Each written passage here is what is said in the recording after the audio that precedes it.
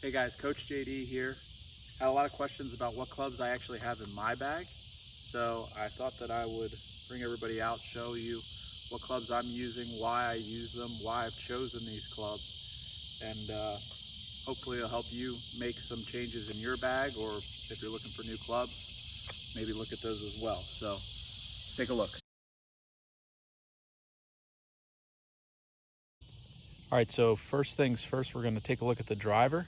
I have the regular sim, 9 degrees in standard loft setting on the sleeve, so some people think that's important. Neutral weight as well. I also have a Aldila Rogue 70X, which is at 44 inches. The typical length for TaylorMade drivers is 45 3/4, so it's cut down significantly. The reason I did that is because I get a little bit more control out of it. My dispersion is tighter with that, and my club head speed really doesn't come down. So I'm more accurate and I'm not really losing any distance, or maybe just a little bit. So that's step one. Then I step down all the way to a hybrid. I skip fairway woods. And the reason I do that is because I've just always had issues with fairway woods, with hooking them off the ground, and they don't really give me an advantage when I'm trying to hit shots. So I went right to the TaylorMade Sim Max 3 Hybrid. It's a 19 degree. I have a hazardous smoke. I believe it's a 90 gram. Yep, 90 gram extra stiff. So this is a low spinning shaft, and this is the standard length for the 3 Hybrid. And the reason I went to this is I can hit this about 255, 260 in the air. And there's not really a lot of golf courses that I'm going to be playing that I need a 280-ish club from the fairway. So a little bit more accurate, a little bit more versatile. So I thought that this was a great choice for me. You also notice have a little bit of lead tape here on the toe. That's to stop the toe turning over. If you played with me, you know that I struggle with a little bit of a draw or a hook.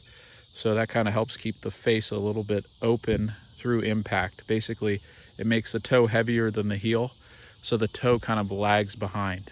Then I go to, this is kind of my old trusty here. This is a TaylorMade RSI UDI 3 iron. And it's 20 degrees. It has a steel shaft in it, KBS C-Taper Light, 115. And everybody asks, they say, why do you have a 19 degree and a 20 degree? Well, number one, the 19 degree is a little bit more versatile in the rough. This is a driving iron. I mean, you can see it's pretty skinny. But I like this club because I hit it about 240 yards. So there is proper gapping there. That's another thing to keep in mind. You don't have to go driver, 3-wood, 5-wood, then all the way through the irons. Find the things that work best for you. This is a little bit shorter than the hybrid. It has 1 more degree of loft, but because it's steel, it's heavier, and there's not as much girth to the club head, the ball doesn't travel as far. So my gapping is correct. So that's why I have that in there. So if I'm really on a tight fairway, I kind of go to that. Then I go 4 through pitching wedge in the P750 Tour Proto. These were just replaced by the TaylorMade P7MC. I don't know if you've heard of the 770 before, but that was kind of the one that came to market for most people. It has a little bit more offset than this. You can see this is a player's iron. I do that 4 through pitching wedge, and all with the same shaft. This is the C-Taper 130, so it's a little bit heavier than my 3 iron, and my gapping is correct with this because it's a little bit heavier and the shafts are a little bit shorter. And if you want to know my specs of my irons, I'm 2 flat, and I do 1/2 inch long on my irons. So then I go to, I have a 50, 54, and 60 in the TaylorMade mill grind wedges. Standard bounce on the 50 and 54, and I continue the C-Taper shaft in these.